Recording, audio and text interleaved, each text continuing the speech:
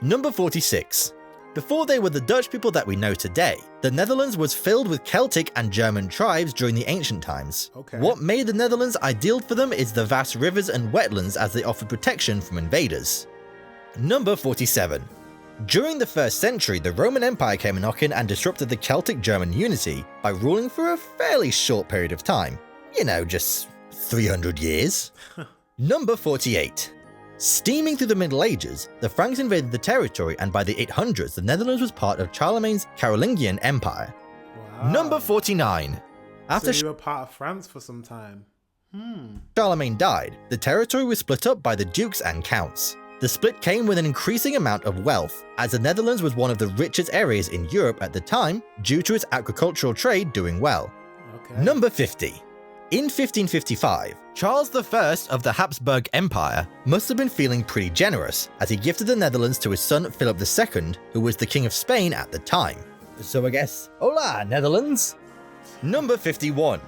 In 1558, Philip II needed some money, so William of Orange, who was a wealth stadholder of Holland, persuaded the Estates General to grant Philip a 9-year subsidy. In return, the Spanish Netherlands would benefit from Philip having to accept a remonstrance, which set out liberties that would be given to the Spanish Netherlands. Number 52. Philip II's character was perceived as being very cold and arrogant. He didn't seem to have any crazy interest in pleasing the people of the new Spanish Netherlands, as he never visited after 1559. Adios, Netherlands! Number 53. After some time, the people of the Netherlands revolted, and it lasted for 80 years, up until the moment they gained their independence in 1648. Number 54. I'm not sure about their singers, but 1932 was when the Wilhelmus was adopted as the Netherlands' national anthem. And on that day, history was made, as it's the oldest national anthem in the world, as it was written between 1569 and 1572. Wow, you have the oldest national anthem in the world. Didn't know that either. Number 55. Based on what you know about the Dutch flag, what do you think is their national colour? I'll give you a few seconds to think about that. So they got your national flag, blue, white and red. So what's your national colour? Is it blue? I'm going to say blue just because this clock is blue as well. Oop, I don't need subtitles because he's speaking English. No, it's actually orange. This is What? because the Dutch monarchy is from the House of Orange. Number 56. Vincent van Gogh is actually from the Netherlands, Zundert in the North Brabant province to be exact. When he was 9, he was sent to a boarding school in Zevenbergen in the northwest of the province. Okay. Number 57. During World War I, the Netherlands remained neutral ground, but during World War II, the Germans invaded. For a time, the Nazis chose a very loose grip during their occupation, but yeah, that didn't last very long. Number 58. A popular war story is Anne Frank, with her captivating diary and all the accounts of her life. The canal house Anne Frank took refuge in during World War II is located in Amsterdam and has now been turned into a museum for all to visit. I have to go to the Anne Frank Museum because that's just history. Like, I have to. Number 59. Even though Anne Frank's house is popular, the National Museum, Rijksmuseum, is the most visited museum in the Netherlands. However, out of its millions of objects, it only displays 8,000, but much more can be viewed online. Number 6. Imagine having millions of objects but only displaying like a small part. Maybe they should really alternate all the objects, right? Every now and again, so that it doesn't get stale. Do they do that in the museum? They really need to do that, because why would you just have all those artifacts for the sake of having all those artifacts without displaying them? Does that make sense? Maybe you have exhibitions where you like put on new artifacts in the building. I don't know. Let me know in the comment section if they rotate the stuff in there or they just keep the same stuff, because that would be strange to have millions of stuff and not show them all. D. So turns out, them lions that you see on a fair few countries' coat of arms have different names for their poses. I know! You learn something new every day. The ones that are on the Netherlands coat of arms is called the rampant pose. Lions are often used in coat of arms as they symbolize courage, nobility, royalty, strength, stateliness, and valor. Number 61. If you're a fan of gin, I bet you didn't know that it was invented by the Dutch between the 16th and 17th century. Thank you. I had gin last night, so if it was invented by you, thank you very much. You quenched my thirst last night. Love gin. It's one of my favourite alcoholic beverages. Number 62. Carrots were originally yellow, white, or purple. It was only in the 17th century Yellow, white, or purple? I've never had a yellow carrot, I've never had a white carrot, and I've never had a purple carrot. I have seen a white carrot, but it wasn't a carrot. What do you call those ones that are white and they're quite big? They like them? I don't know. But how did they turn orange? That they became orange, all because of the Dutch. The Dutch began to cultivate orange carrots as a tribute to William of Orange, who fought for the Dutch independence. But many say that these claims lack enough convincing evidence to be true, so maybe orange carrots came from space. Number 63. Even though we are moving further and further into the digital age, we still can't forget the past. Remember those weird circles called discs that we use for CDs and DVD players and, you know? Well, they are all Dutch gadgets which started in 1963 by the corporate giant Philips, which originally started making cassettes, then moved on to CDs, DVDs, and finally Blu-ray. Nintendo 64. In order for science to progress, it has a lot of research that has to be done with the use of microscopes to really get up close and personal with all these little organisms. Due to this, we can give some thanks to the Dutch people, as they were the ones who invented the microscope, as the first one was made in Middelburg in the Netherlands. The microscope. I mean, they use that for everything, to analyze bacteria and just see things up and close and personal. So if you invented the microscope, did you invent the telescope as well? Let me know in the comment section. Number 65. Speaking about poking your eyes into different things, you may be familiar with Herman Sneller's letter chart, which is what we use for eye tests today. However, we've adopted a modern version. The original eye test by Sneller was developed in 1862 in the Netherlands. Number 66. Dutch scientists were the first physicists to use math formula in their work. By doing this, physicists like Christian Huygens were able to invent things like the pendulum clock and improve the design of telescopes. He also discovered Saturn's moon, Titan. Number 67. Nowadays, many people have a thirst for power, but Queen Beatrix ruled in the Netherlands for around 33 years, and she ended up handing over the throne to her son in 2013, even though she was still alive and well. Due to this, many people went to the streets to pay homage to the So your queen, you had a queen that ruled for 33 years and she handed over the throne early to her son because she was ready to retire. Do you know who should do that? You know who should do that in our country? Mr. Charles. King Charles should hand over the throne to his son, because we're not the biggest fan of King Charles. Like, we've got to be honest, he's not got the best rating in our country. And actually, I think William would do a better job. And William is more than old enough and capable enough to take the throne. And also, you don't want to give the throne to someone when they're old. Do you know what I mean? If Charles ends up living, you know, another 10 years, that's going to put William in, what is, late 50s or something? You know, you want to have the throne when you're younger. And I feel like Charles should hand it over now. Just like your queen did.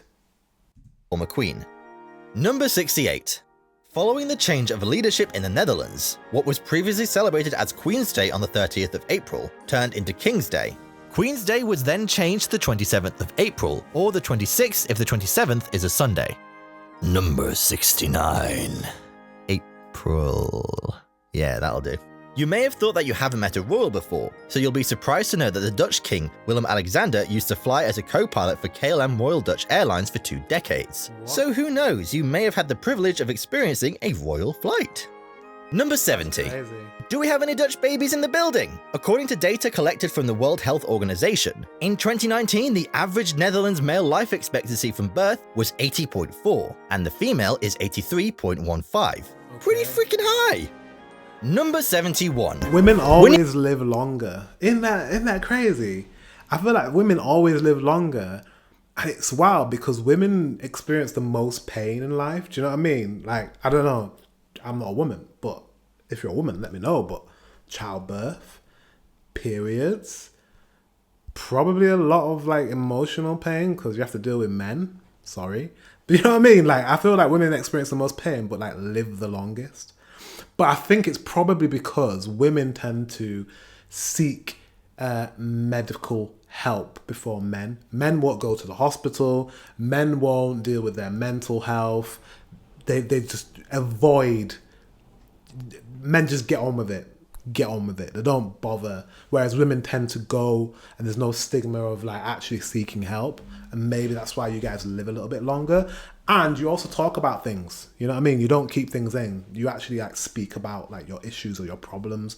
You're more likely to let it out, let your emotion out. Men tend to repress it. You repress emotion, that can make you physically sick. All that sort of stuff. Do you know what I mean? Anyways, let's continue. When you think about having a baby, you probably picture yourself screaming in a hospital, going through crazy amounts of pain, or maybe Bohemian Rhapsody. On the other hand, in the Netherlands, 1 in 8 babies are born right at home. Dutch women must have a ridiculously high pain tolerance. Number 7. Did I not just say that? 72. The Netherlands is the second largest beer exporter in the world. In 2019, the Netherlands exported 13.7 million hectolitres of beer. That's almost 2 billion euros worth of beer. Get the beer bong, I'll get started. Number 73. The Netherlands are so incredibly beer friendly that they service the beverage in McDonalds, being alongside Germany, France, Greece and South Korea that also serve the fizzy happy fun time beverage under the Golden Arches. You can get a beer at McDonald's. I love that. I'm surprised that's not a thing in the UK. Actually, no, it couldn't be a thing in the UK, and I'll tell you why. Because in the UK, we have a problem with alcohol, and McDonald's is actually where most of the fights happen in after a night out. So we have security guards outside of our McDonald's. It's that bad. Especially in my city of Leeds, we have security guards out there. People get into fights. It's not good. I'm imagining if they served beer at the McDonald's, it would be a problem. We're not responsible like that. It's funny, you guys have obviously a really kind of relaxed way about you when it comes to alcohol, as well as other things like cannabis and sex trade and stuff like that. But like the alcohol is very relaxed, clearly. When I was in Sweden, they have a very, very, very, very kind of boxed off view of alcohol. You can only get alcohol from this thing called the Systembolaget, which is basically like a regulated place that the government controls. The only way you can purchase alcohol is through government-owned liquor stores. And they've got like short opening hours, and you can't get alcohol from anywhere else, and they limit you and stuff. It was very strange for me when I went to Sweden and I saw they had that. Like it was yeah, I don't know. And it seems like the Netherlands, you're very close to the Nordics, you're very close to Sweden and Denmark and stuff, but you're completely the opposite. So interesting that different countries have a different kind of view on alcohol and drugs and stuff. So Number 74. Dutch people like their cheese, and that statement might even be an understatement. On average, Dutch people consume 14.3 kilos of cheese per person per year, which is roughly 41,000 calories. That is if we're just talking about Gouda, which is the my partner hates cheese, so that's going to be interesting. most popular cheese in the Netherlands. Number 75. The Dutch's interest in cheese has stood the test of time, as cheese had been made in the Netherlands since 400 AD. I'd imagine there still isn't cheese rocking around from that time, but I also can't prove that there isn't. Number 76. Some more cheese history is that the Netherlands has cheese markets that are older than 300 years old. Due to this, top-selling cheeses can be found throughout Alkmaar, Gouda, and Woerden markets. Number 77. If you're a fan of pork, you may have munched through thousands of different bacon strips without realizing that 70% of the world's bacon comes from the Netherlands. Wow. Number 78. In the Netherlands, they consume close to 32 million kilos of licorice every year. So the Dutch dentist must be very pleased with the constant stream of customers they... I hate licorice. I hate licorice, guys. What is it with you? Like, Sweden's the same, Denmark's the same, Finland's the same. I don't know. There's a licorice. Like, you guys like licorice. No, I don't like licorice. Sweets are okay, but licorice makes me feel sick. Yeah. Also based on the Netherlands population, that is roughly 2,000 grams per person per year. Number 79. We all have our fix to keep going in this world, and for Dutch, it's coffee. In the Netherlands, the Dutch drink more than 140 litres of coffee a year, which is equivalent to around 3.2 cups a day. That's what I'm looking forward to, because I love coffee, and I love good coffee. and the fact that you guys have a lot of cafes that sell coffee, amongst other things. I'm looking forward to going to a coffee shop in the Netherlands because I know you guys have good quality coffee. This makes Netherlands one of the world's biggest coffee consumers. Number 80. The Netherlands is rich in a number of natural resources, including natural gas, petroleum, limestone, sand, salt, and a number of agricultural products. For this reason, it's not a surprise that it makes a lot of money through exports. But how much in the world dollars does it cost? Well, it was estimated in 2017 that it made $555.6 billion from exports. Damn. Number 81. The Netherlands is the third largest agricultural exporter in the world after China and the US, which is an amazing achievement considering the size of its population. Number 82. The Dutch are the tallest people in the world. The average height is approximately 175.62 centimeters. And compared to their 80 kilogram average weight, it begs the question, what in the world are they eating over there? Number 83. So yeah, I've heard this. I heard you're the tallest people. When I was in Denmark, there were a lot of tall people. I'm looking forward to going to the Netherlands and just seeing how tall. I'm actually okay. I'm not gonna like be towered over. I'm 6 foot, so it's fine. I don't know what that is in meters or whatever metrics you guys use, but I'm of an okay size in terms of height. But it's gonna be interesting to see how many people are like my height and taller. That's gonna be interesting. The Netherlands has the largest amount of people that work part-time in comparison to any other country in the EU. In the Netherlands, close to 27% of men and 77% of women work less than 36 hours a week. Number 84. Work-life balance. You do you, babe. Most of the time you might just come across your mate and just wave, hello. In the Netherlands, it's normal for Dutch people to greet one another with 3 kisses. So as a foreigner, if you mess up the first 2 kisses, third time's the charm. Number 85. Around 6 million souvenir clogs are created in the Netherlands every year. Clogs were worn regularly in medieval times, but now most people just purchase them for display purposes. As I guess they're not as fashionable anymore, or comfortable. Are they comfortable? Can you tell me if they're comfortable? I'm asking for a friend. Number 86. Many countries are developing efforts to be more green nowadays, but the Netherlands seem to have been on that route for a while, as its wind power generation accounted for over 11% of the country's energy consumption in 2020. And if we're talking watts per hour, it produced just shy of 14 trillion of them zappy boys. Number 87. Speaking of them windy boys, in 1221, the first Dutch windmill was built in a town called Willemskerke. However, this place has been flooded, so it is no longer around. On the other hand, I'm telling you, the water wants to take your land. oldest windmill that is still intact was built in 1441 and is known as Grafelijke Korenmolen. Number 88. The Netherlands created the first solar cycle lane in the world. The solar panels embedded in the cycle path could generate enough electricity to power 3 houses, therefore making it a great sustainable way to change how we get energy today. Number 89. Steps further in innovation that the Netherlands have begun to take include tackling climate change with a goal to reduce greenhouse gas emissions by 49% by 2030, which they are currently on. 2030 seems to be the goal in the entirety of Europe. Like everyone's like, by 2030 we're gonna. By 2030, it's only 5 years from now, so we'll see what happens. Yeah, we'll see what happens. Everywhere in Europe, we've all got these different like goals to hit for 2030. To really tackle climate change. This is what I was telling you about the EV stuff, and he said something about Elon Musk at the beginning, so I want to know what he means by Elon Musk. Track to achieve. I think these sort of goals would make Elon Musk stop breakdancing. Number 90. Netherlands currently has plans to ban petrol and diesel cars by 2025, which would be a huge step in the right direction. It's 2025 now. Guys, the next video clearly has to be about the EV situation. Have you managed to ban the sale of petrol and diesel cars? Let me know. Let me know in the comment section. Actually, to be fair, I'm just gonna watch a video on it because this is what he's saying. 2025. Has that changed since this video? For the environment. I know you're smiling right now, Elon.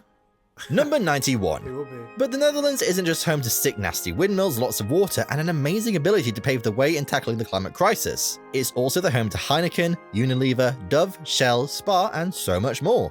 Wow. Number 92. I mean, that's a lot of gas stations. I wonder what they're doing. I wonder what they're thinking. I wonder what their plan is, because if we're all looking to ban the sale of petrol and diesel cars by 2030, then what are they going to do with all that oil and gas that they have? Do you know what I mean? They're going to have to start building wind turbines. Do you know what I mean? Like, go into production of wind turbines, or installing like EV charging points in every petrol station or something. I don't know. 2. Roughly 1 in every 5 people in the Netherlands are immigrants, and in Amsterdam in particular, around 1 in 3 people are of non-Western origin. A number of popular backgrounds people come from include Turkey, Suriname, and Morocco. Okay. Number 93. Outside of the Anglosphere, that's countries that have been or are currently associated with the British Crown and or have been under US rule, the Netherlands has the highest English proficiency. As a result, more than 90% of the population can speak English as a second language. And this is why I'm excited to have this channel, because if 90% of you can speak English, that means we're going to have some good conversations. Because I've done other countries like Sweden, and I've got a channel for Germany. And obviously a lot of people don't speak English, but it seems like the majority of your country does. So this is going to be great. You have to subscribe to see more videos. I'm going to ask again. Because, yeah, I can have more subscribers who can, more of the community that we can just hang out and learn about the Netherlands. So, yeah. Number 94. Other than English, over 50% of the population also speak German, and just over 20% Really? speak French. Netherlands also has its own sign language, called NGT, and has 17,500 users, though it's still waiting for recognition. Number 95. Relating to religious denominations, more than half of the population does not identify with any religion. 35 to 40% are Christians, with Catholicism being the highest denomination. 5% are Muslim, and the rest identify with other religions. Number 96. I don't know how in the world this is quantifiable, but the Netherlands has officially been declared as the 6th happiest country based on the World Happiness Report in 2020. It got shafted by Norway between 2019 and 2020 as it was moved down from 5th by the Big Nord. Number 97. It's always between Norway, Finland, and I think the Netherlands. By use of a survey, it's possible to calculate the best country to raise your kids in. They've done this a few times over the years, but last year in 2021, it was calculated that, and maybe you can guess given the video, that it's Sweden! Yeah, it's not our flat boy Netherlands. It was ranked 4th by scoring 95.56 out of 100. Number 98. In 2001, the Netherlands became the first country in the world to legalize same-sex marriages. Well, at least they're changing the lives of people, even if they're potentially lying about carrots. Well done. Well done. Number 99. Some people want equality while others want equity, but what we can all agree on is that fair trade is needed. In 1988, the Dutch invented the first fair trade label, so it's official the Dutch are certified innovators and the Netherlands is the home of greatness. Number 100. I've never been the best with numbers, but Amsterdam on the other hand seems to be super okay with those super confusing symbols. Amsterdam is home to the first stock market through the creation of the Dutch East India Company, which became the first publicly traded company. Whoa, be careful, watch out, you're going too fast, it's number 101. I know what you're doing right now, don't look away, I caught you in the act. Yes, you, I caught you using it anyhow. You like to do it whenever you want, oh you disgust me. What you have been manipulating to your will was originally created in the Netherlands, and it's called Wi-Fi. An early forerunner of the technology was invented in 1997 in the Netherlands, and Dutchman Cees Links is known as the father of Wi-Fi. Wait, sorry. You invented Wi-Fi? You mean how we're communicating right now? Wow. So that was 101 facts about the Netherlands. Did you learn anything? Are you from the Netherlands? Do you want to go to the Netherlands? It seems...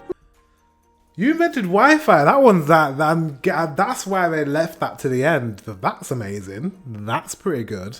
God, Wi-Fi, EV cars, all these things that, you know, wind turbines. I'm just learning a lot about the Netherlands. This is probably going to be the last one where I learn this all in one. I need to individually learn about all these things. There's so much, 101 things. Let's start focusing from now on. The next videos are going to be more focused because I need to know about this ban 2025. Have you done it? Have you done it? Are they banned now? Do you not sell new petrol and diesel cars? Are they all electric? Let me know in the comment section because that's big. I really want to know about that. Let me know. Let me know if you've got a petrol or... Sorry, let me know if you've got a petrol, diesel, or an electric car. Because, I mean, even though they're banning the sale of brand new cars, you can still buy a used petrol or diesel car. But then, in like 15 years' time, that's like the lifespan of a car.